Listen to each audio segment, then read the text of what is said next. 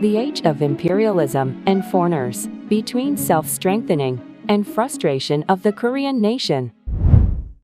Welcome to The Age of Imperialism and Foreigners, Part 3. And in this section of this course, we are going to examine the self-strengthening movements that occurred during this time. So in the late 19th and early 20th centuries, Korea found the need to defend itself and then to strengthen itself. So we're going to look at what self-strengthening meant and the goal of self-strengthening, which was to maintain its sovereignty. Now, foreign advisors did play a role in this, but in order to preserve Korean sovereignty and independence, it was also necessary for Korea to start to define the Korean nation and to define what it meant to be Korean. And so we will take a look at these different processes that occurred in the late 19th and early 20th century.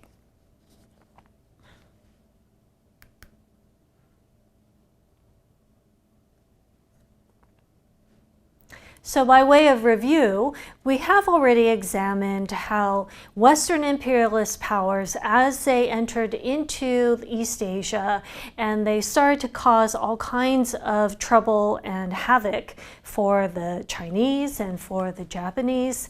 We saw the First Opium War, the Second Opium War, the forced opening of Japan in the mid-19th century, and that both of these countries were subject to gunboat diplomacy and to signing unequal treaties.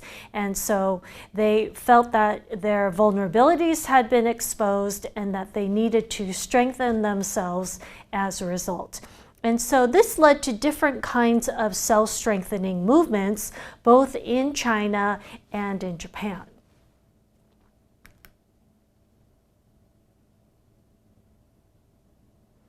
So in this lecture, we're going to look at what self-strengthening meant in detail and how that manifested itself in Korea.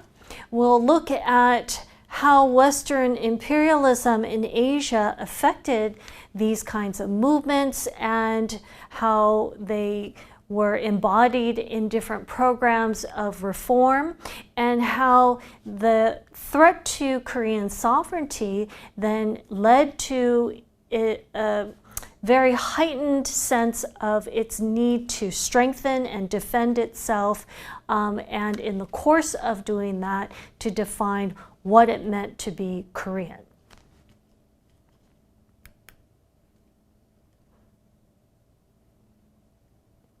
In the previous lecture, we have examined how the different programs of reform took place, and that there was a wide variety of views on what change should look like for Korea.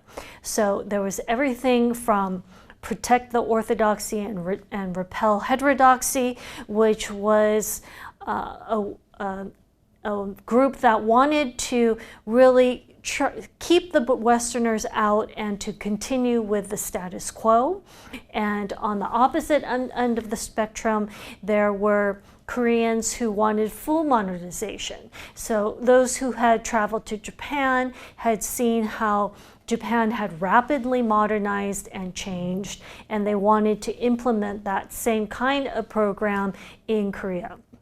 And then there were those who fell somewhere in the middle, who wanted a more moderate and gradual style of reform, and that was not so polarized, not anti-Western, not fully Western, but wanted to retain some aspects of Koreanness while also incorporating Western style changes.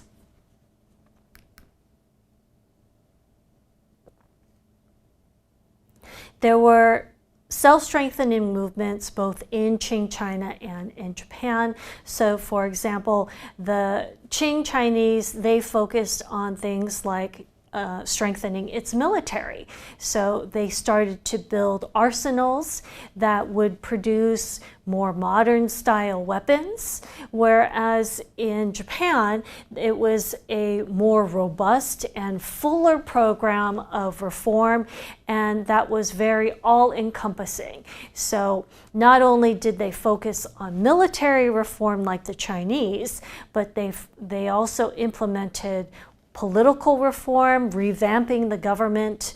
They focused on industrial and commercial reform, and even into the cultural sector and reforming social norms.